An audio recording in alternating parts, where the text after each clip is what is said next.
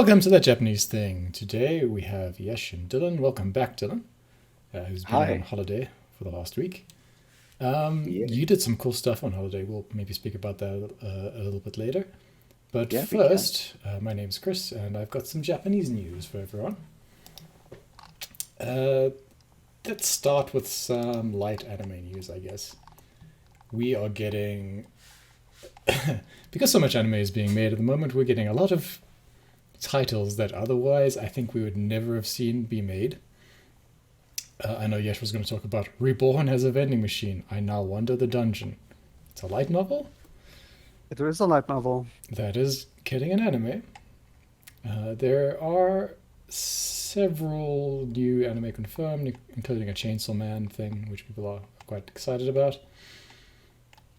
But I think it's just worth, acknowledging the times we live in where we get these very minor Japanese products getting live action remakes, anime adaptations, often like 2 or 3 video games for a thing that you wouldn't really understand why it's being made. Just to like an example is is it the Lucifer and Biscuit Hammer? Or I think it's just Lucifer and the Biscuit Hammer. I'm not sure which way around that is. Yeah, it's one of those. Is a show from the early 2000s, or well, a manga from the early 2000s that for some reason has got an anime adaptation now. And I A assume bad that's one. just because someone had some excess money lying around and hired a studio to do it very cheaply. Yeah, it's not the greatest. I can't help but feel like this is a D&D Wish situation. Somebody encountered a genie and said, I wanted a Biscuit Hammer and Lucifer anime. And the If genie like granted the worst possible iteration of that. so, I mean, I looked at how much it takes to make an anime, and depending on the anime, it's anywhere between $2 and $10 million, somewhere around there. Maybe For someone a 12-episode run. just Yeah. won the lottery, right? And was like, I'm just gonna hire a studio to make my favorite manga. That's kind of what it feels like to me. It does feel a little bit like that. For the random gacha to pull out this thing from 10 years ago. And some of the stuff that's being adapted at the moment feels like that as well to me. I guess Kadokawa can't fail at the moment anymore, so it doesn't really matter so long as there's content. It can get to like 6 shows a season or something. Might as well be this. I don't actually know if Kadokawa is making that one though. Kaiju number They're 8 probably is getting involved. an adaptation as well. That will probably actually be quite good. So I look forward to that at least. I suggest everyone goes and check out the trailer. It's quite energetic. In other news, the headline is US/Japan reaching for a 2 nanometer chip. So we're getting to the end of the current generation of TSMC's fabrication process, which I believe is now they're calling a 5 nanometer process, and they are doing research into smaller nodes as well. For anyone who's not aware, like 2 nanometer isn't actually the size of the chip or the size of the gates on the chip or anything like that. It's just an arbitrary measurement that the company has chosen to associate with something because it sounds cool. It doesn't actually indicate anything like size anywhere. That's why TSMC was calling it something like nanometer TM, slash trademarked name thing. It's a brand name, not a unit of measurement in that instance. But we finally got extreme ultraviolet lithography, which means we can actually make these smaller size things now. So I think that coupled with the fact that there's a lot of competition in the silicon chip space, for reasons that have happened over the last few years, has just made like the progress of chip design much faster than it has been in the last 10 years. And people are now talking about doing research into beyond 1 nanometer sized dies, which is kind of exciting. Currently technically impossible, but someone will find a way eventually. Yeah, and people are talking about maybe moving beyond silicon to do it, which They're would be going to good. have to. The problem with why it's technically impossible is electrons can literally leak past the gates at these Mm. sizes Yeah. that they're trying to get down to. Damn And quantum mechanics. with physics being the way it is, silicon won't let us go beyond a certain point. We're already kind of brushing up against that a little bit. So The 2 nanometer thing that you were talking about yes, yeah. Well, has suffered from the leakage. That's although why Intel yeah, suffered so much. I mean, people have been But talking about it since 10 nanometer though. So since 10 nanometer, yeah. But well, I mean, we currently have a workaround is the reason why things are progressed from 10 to 7 and so on. But ignoring all of the technical jargon, there is some work being done with GaN. I forget what GaN stands for. Graphite, I think. so well, I just I wasn't going to mention anything particularly detailed, but the one thing is people were talking about pyrite being a solution to that, which is fool's gold. Hmm. And that would be super ironic if pyrite suddenly becomes a Becomes worth more than gold because wouldn't it it? can be Would it used just? in our transistors. Oh, that would be wonderful in its own right. And pyrite is so cool. Do you know it grows in perfect cubes? It is a crystalline structure. Yeah, And it glitters. That's why they say all that glitters is not gold. gold, right? Because pyrite glitters and it looks like gold. But yeah, soon it may be better than gold. Anyway, those And are then my we'll use those are my gold short to stories cool it. for this week. Why don't you start us off, Dylan? Yeah, well, the only story that I've got for us today is the fact that Crunchyroll has purchased an online anime and manga content service called Right Stuff. And this has caused some controversy because as soon as they purchased it and made the announcement, they then removed all of the 18 plus content on it. And companies like Faku have taken umbrage with this. So this is a sad day for people that were getting their Fixed. dodgy content from Right Stuff because they can no longer do this. They'll have to look elsewhere. The sad thing about anime becoming popular is that the weirdos who like anime may feel uncomfortable in the community now, I suppose. But it's good for the industry. As I said before, we're getting lots of adaptations, and even if only 10% are good, that's still a lot of good shows coming out, and people getting paid, presumably as well. So it's not all bad.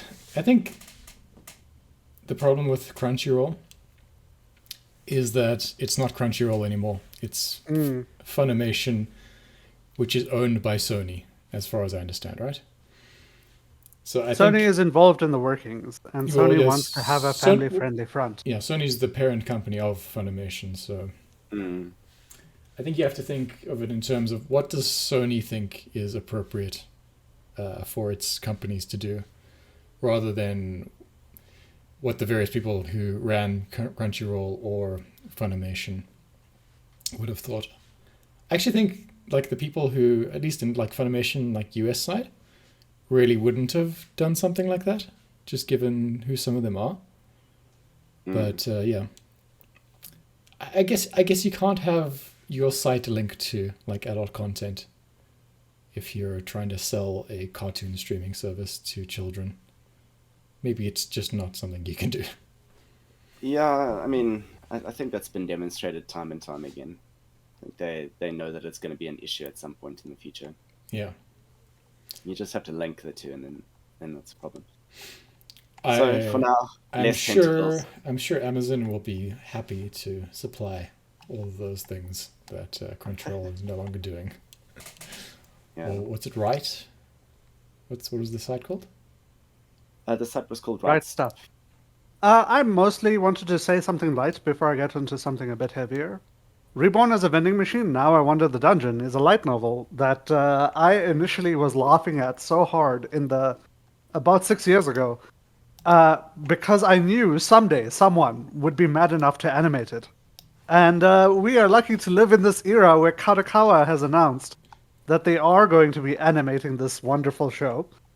Kunieda is going to be the lead animator. I don't know what the I can't sadly find which studio is doing the animation, but they are excited to begin animation. I can't wait. This is the stupidest isekai, and I love it. I think it's the one that does Konosuba.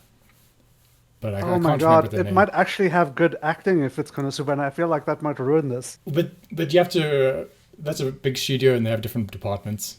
It might not be the same guys that necessarily are doing that. We might still get the so bad it's good content. Yes. I will give people a fair warning. This is not a good light novel, in my opinion, my personal opinion. It leans a little too heavily on tropes to try and sell what it's doing. But it does, at least, unlike a lot of these other light novels, stick to its premise. A lot of isekai lose the author gets bored of trying to write something original, drops the premise, and then goes to writing your generic isekai. The vending machine remains a vending machine in this, boys. It's all good. Yes, there's yeah, there's not going to be much in the way of progress in that. I think we're getting tropes of trope 6 now, and we're going to be getting it for a while until the money goes away. I genuinely thought that we were going to go into the otoma genre, because we got like 4 good otoma genre anime about 4 seasons ago. But then we like just rubber banded back into isekai somehow. You're not thinking of it the right way, right? So we got it like a year and a half ago, right? Mm-hmm. And it takes 2 years to make the new anime, at least. So I they're suppose. coming. So the otoma genre, because in light novels, the otoma genre kind of took over isekai. Yeah. People started to prefer dating sim and time travel things rather than isekai. Yeah. Mostly because isekai fatigue set in. Right. But I mean, there haven't been any of that nature in a while, and I think, we're getting the isekai slave genre stuff now Yeah. because Shield Hero happened a few years ago. So that's the sort of delay I think you're It's dealing so with. sad that Shield Hero became popular. I can't believe that. Yeah. And there was what's that show? The isekai heart? No, it's Black Summoner, right? Black Summoner is it's more of a shonen than an isekai in its own right. Yeah. The part where he runs into a public, square and shouts, "I'm gonna go and buy a female slave." Yeah. Oh dear God, I can't believe that's where we've landed in anime. It's See, the problem unfortunate. is from a writing perspective, the whole point of the isekai genre is that your hero is your hero because he was selected by outside forces, which means that as an author, we don't have to write a likable or good hero. Yeah. He's the hero because I say so is just valid at that point. Unfortunately, Now we're so. getting the hero doesn't have to have a romance. They're romantic because I say so. And the slave genre thing is because of that. Where the hero doesn't have to do anything. All he has to do is act like a moderately decent person. And treating a slave decently is miles above what we expect for slavery. So it just makes sense, guys, that they're in love. Yeah, I It's continue to the be race not to the okay bottom. with this development, and It's I the hope race it to the doesn't go bottom. anywhere. It requires the least amount of skill from the author to write a slave falling in love with its master. Yep. Okay, moving swiftly on though. Let's get to our main topic and see what gets edited out of that that sequence. We're going to be talking about Cyber Wars. It's a anime from 2011, I want to say. 2009 release. 2009. Okay. I thought it was a little bit later than that, but that's about the right era. It's what genre would you say it is, Yesh? Oh, that's such an interesting one. It's sci-fi fantasy, I think. Sci-fi fantasy. Is there any? Well, I suppose there's an AI in it, yeah. There is an AI and a virtual world, and a fucking missile. Mm. Um, Fever Dream, is that a genre? I don't know. The technology is definitely more advanced than anything we have right now with regards to the VR multi-connected multiverse thing. It's like near future. Near future, yeah. Yeah. The people themselves are basically living in the modern world, but with slightly more advanced technology. I But guess no flying cars. so. Remember, if this came out in 2009, VR headsets and stuff weren't a thing at all. Mm. So, but they're not in this either, are they? There's no VR in this world, as far as I It's not understand. VR, it's like another world kind of It's thing. Yeah. basically just like a text-based kind of fighting game sometimes. I don't know, like it's kind of like just World of Warcraft. It looks like more or less, except it's like a. Well, they have full body immersion though. They don't though. Like I don't know how you can say that. I mean, that everyone's just typing on a keyboard or on their phone. Yeah. What's Hmm. full body immersion about that? There is I like in suppose the other world it's represented visually, but it's not Hmm. necessarily that it's that's not actually them what's fully being diving conveyed. in. Yeah. Yeah. Anyway, so Summer Wars is a really well animated anime movie, 2 hours long, about essentially like this kind of modern day samurai clan, kind of, rich Japanese family, and their kind of eccentric relatives that are gathered there for the matriarch of the family's birthday. I don't remember how old she was turning. Very old though, evidently. Mm, mm. I think she was like 90. 90 seems right to me. First of all, did both of you enjoy this film? I did. I definitely enjoyed it. I think I I wasn't did as well. bored. You were Yeah. bored. Okay. No, I said I wasn't bored. Wasn't bored. Okay. Yeah. I mean, yeah, that probably accurately describes my level of enjoyment. It was interesting. I mean it's not as interesting as like a Tanpopo kind of experience, I would say. Yeah. No, it's not on that level, I admit it. It's not weird like that. It's more just I don't know, it was just kind of an enjoyable, well flowing kind of story which was told in like a short amount of time and like really got you kind of attached to the characters. Mm. Do you know if there's any more in this world, Yash? No. It's This just a was one-off. literally created for this. Okay. The World of Oz, as they were calling it, was specifically made for Summer Wars. There is no prequel or sequel to this. Literally, they were busy just creating different worlds. This is from the same studio that created The Girl Who Leapt Through Time as well. It feels so much Similar people were tasked to do the writing for this as were tasked to do the writing for that. What do you think about like the main characters? One is Natsuki, the female lead, and the other one is protagonist Kun. What is his name? Kenji. Kenji, right. I mean, that's exactly, you described it really well. Protagonist Kun has protagonist Kun name. I mean, he's not as generic as some of the characters from shows we were currently just discussing. His passion was very feelable, in my opinion. And I mean, the fact he's that he was like so a- confused through it was Like a was, maths nerd kind of guy. Hmm. Yeah. So I mean, he has like an interest in something outside of what is just sort of passively happening to him, I guess. Exactly. But also, his interest in the girl is like noticeable. And in the beginning, especially, it feels like she's just using him because he's like performing well and quiet to get out of family embarrassment. Yes. Uh, Very but unclear, like their initial kind of relationship and stuff. Yeah. And like, why would you agree to go to someone else's house and sleep over if you don't know them basically at all? But ignoring all of that, there's this like uncertainty to him that feels very much like end of high school, a person becoming a person type of thing. Sure. I feel like The Girl Who Leapt Through Time and this both capture that, like, going from high school to the real world and like, but having something fun happen first kind of thing. I like the. I mean, you're not wrong. I didn't really feel most of that, but it was like a sort of coming of age kind of story mixed in with a lot of other things. Mm. I don't know. Well, I probably would I have felt- agreed to like to go. I felt his uncertainty a lot in the beginning. I was afraid that we were going to end up with a character who just let the tides push him. Yeah.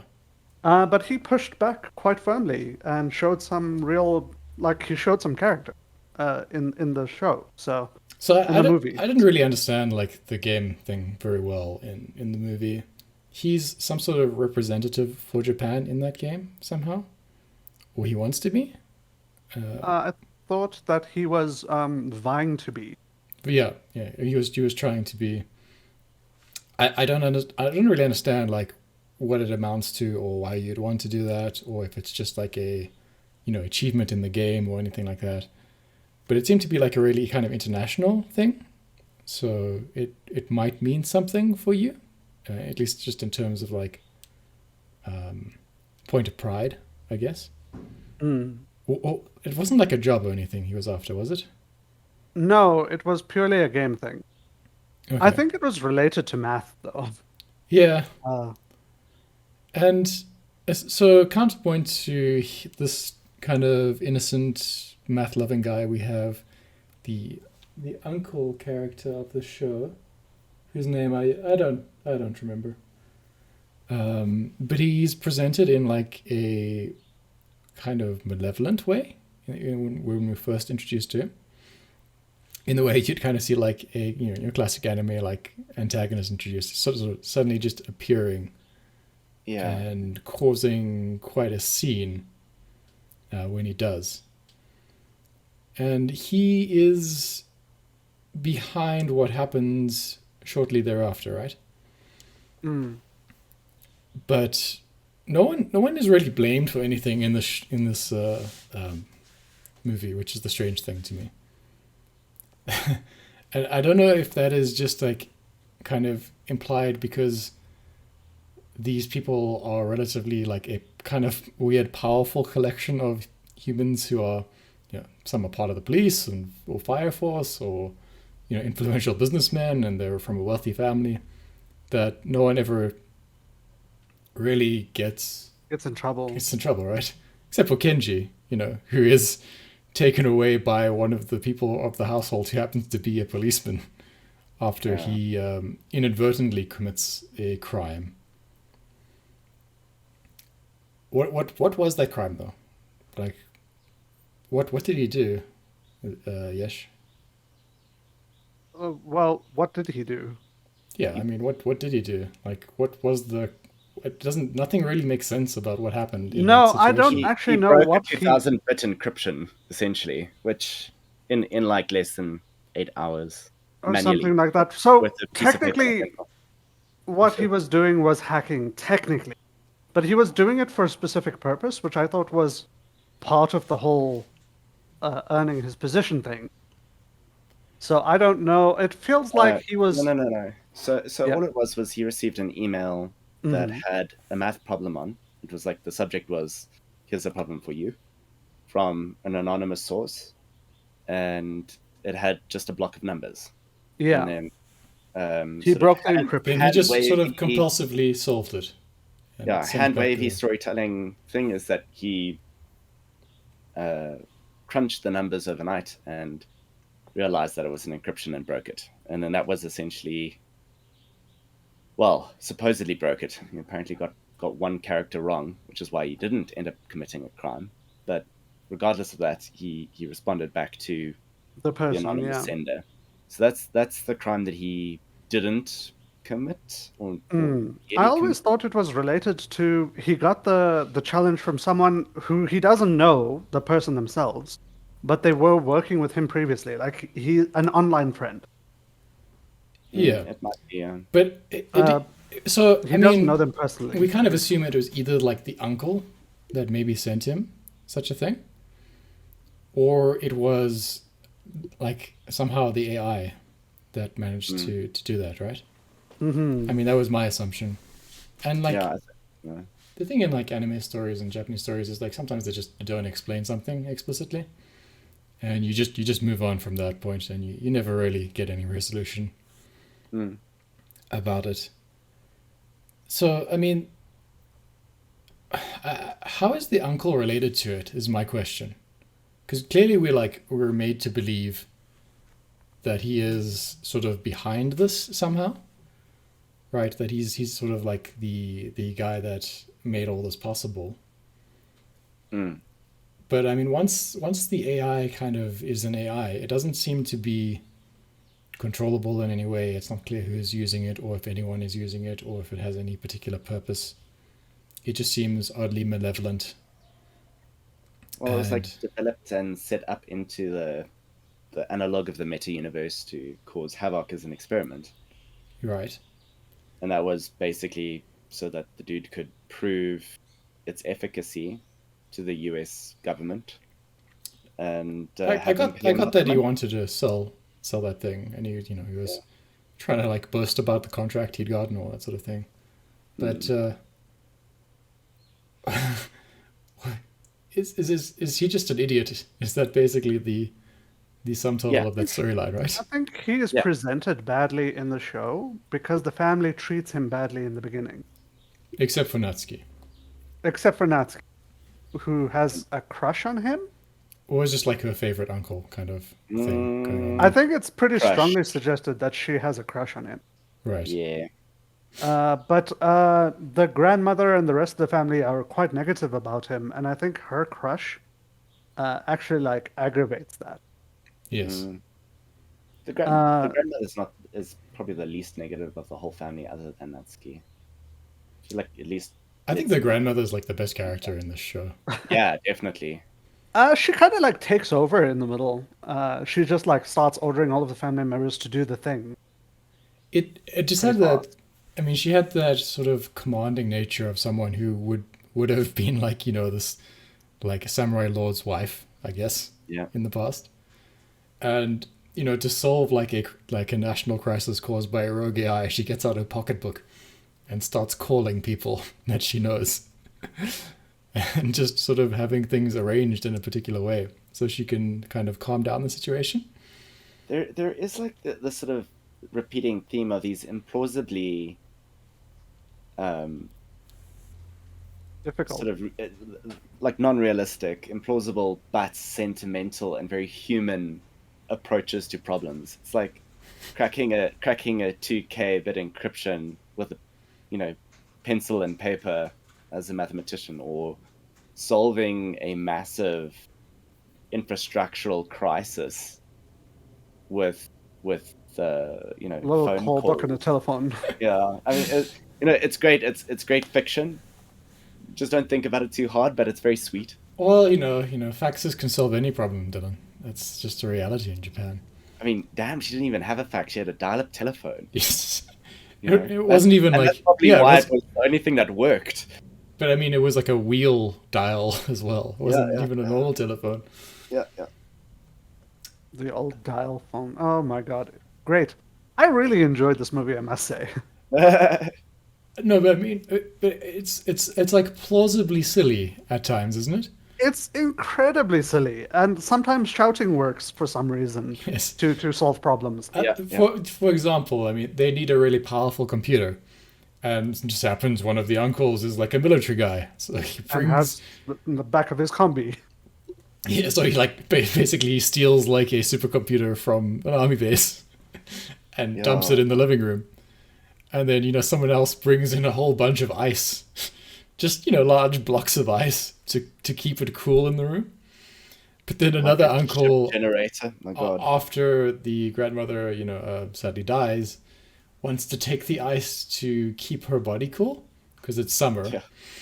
And so the computer starts overheating. So there's just this plausible reality interspersed with human idiocy that kind of just makes the situation enjoyable throughout.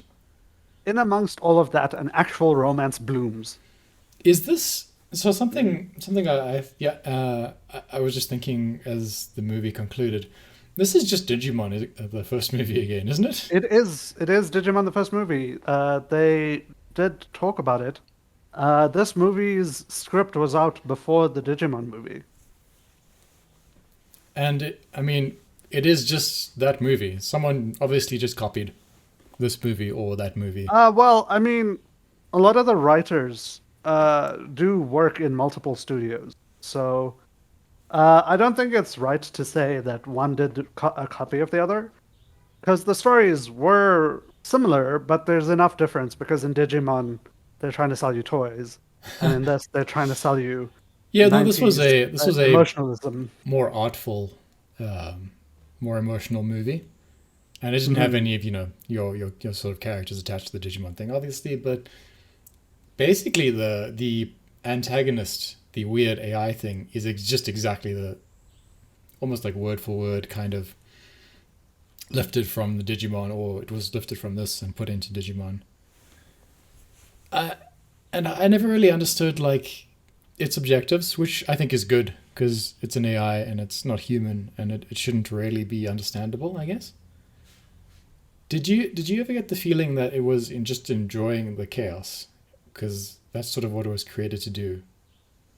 Yeah, like I a think like a summertime whim, you know. I think part of the point of this movie was to suggest that technology bad, not like technophile technology bad, but like that people and emotions are what's going to save us, not tech. I really do feel like the purpose of this was that tech can go wrong without a human heart behind it, Right. and that the way this AI went was just always going to be the way a machine would go. I mean, I don't know how I feel about it when it goes too far into that sentiment. Like, at one So this point, is the dumb definitely not uncle, saying. Sorry, yeah, yes. gets punched in the face by one of the more logical characters, and I think I cheered when that happened. Mm. Because, like, I don't know, stupid people who don't understand, like, a serious situation is happening around them just because they can't understand something technical really irritates me in real life. So I was all behind that punch. But go on, Yash. Absolutely. Um, I don't think that the movie is like technophobic. I don't think it's like tech should be destroyed. But I do think that there is a very strong message that the human heart needs to be involved with everything, as if we're not evil ourselves. Involved with what things do, because given absolute freedom, things can do things we don't like bombing nuclear plants and stuff. Right. I,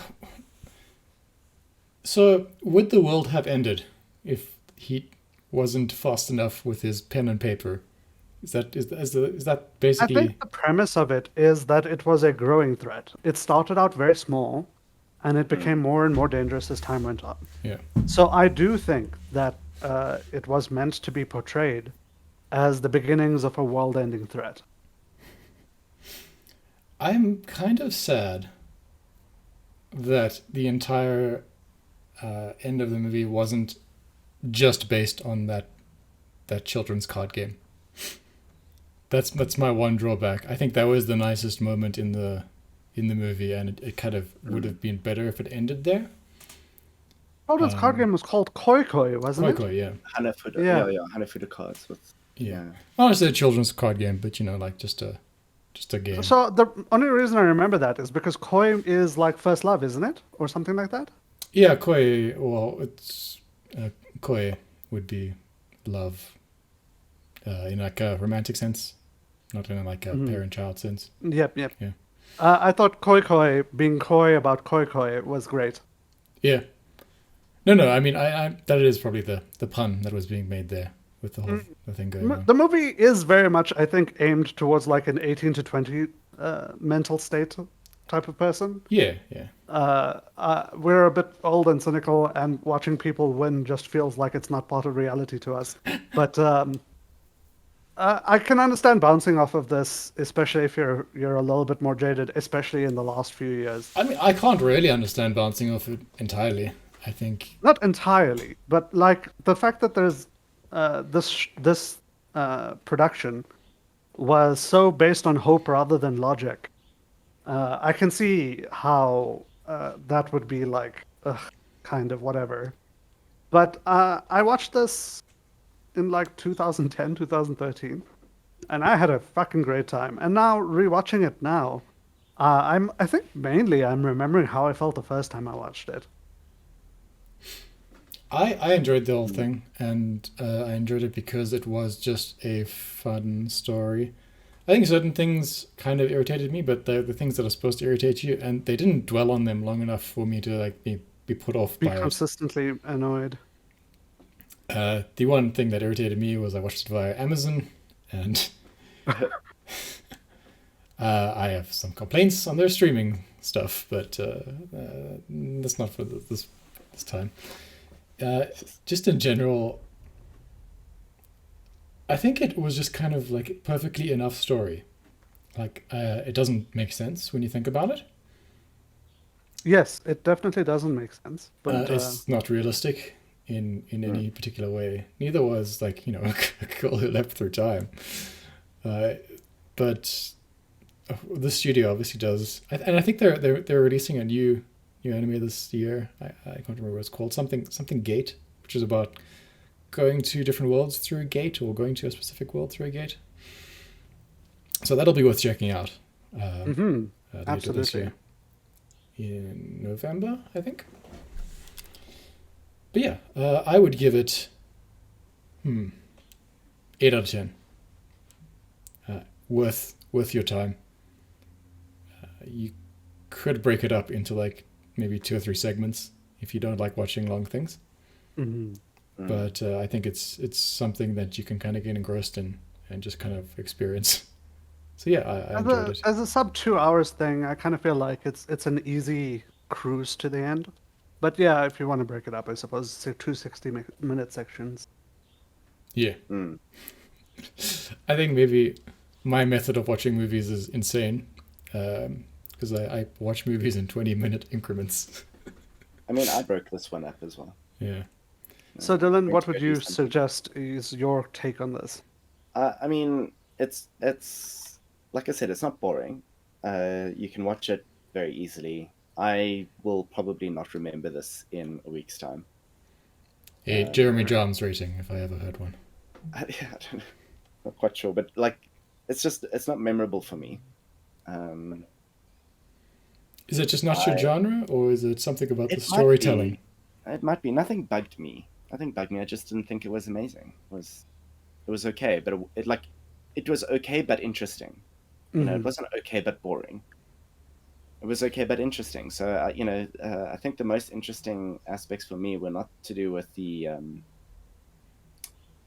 digital world or the emergent threat of AI. It was the probably sort of the part where the plot thickened, where you realized that she had lied to her family and that this was, saying that Kenji was her boyfriend. Yeah. hmm And now it was like, oh, what are you gonna do? And then, Kenji being a fugitive from the law, he's on all the news channels and he's constantly trying to switch the TVs off so no one sees except the kids. That started to pique my interest, but they rapidly moved on from that point and gave up the ruse, and then it became the second half of the movie essentially, which was all hmm about trying to fight this AI. Yeah. So for So me, like, the first half was probably better than the second half, but yeah. if this was just a story about that family, like a 12 episode Yeah, anime animated in the same style, just about that family, I think it would be amazing. 100. Yeah, that would change it from okay, not boring, to this is something I would recommend, remember, and very easily.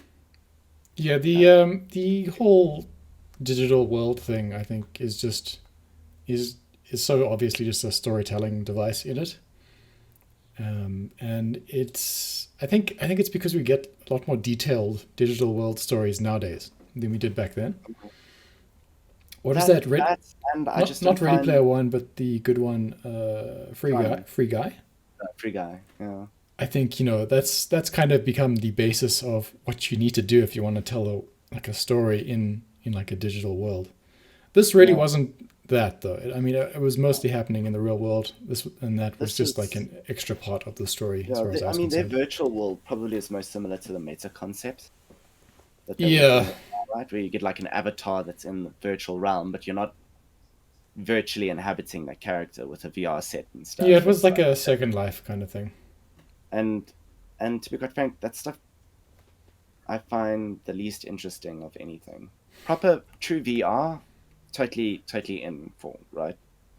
You know, No, I full don't care. immersion into something.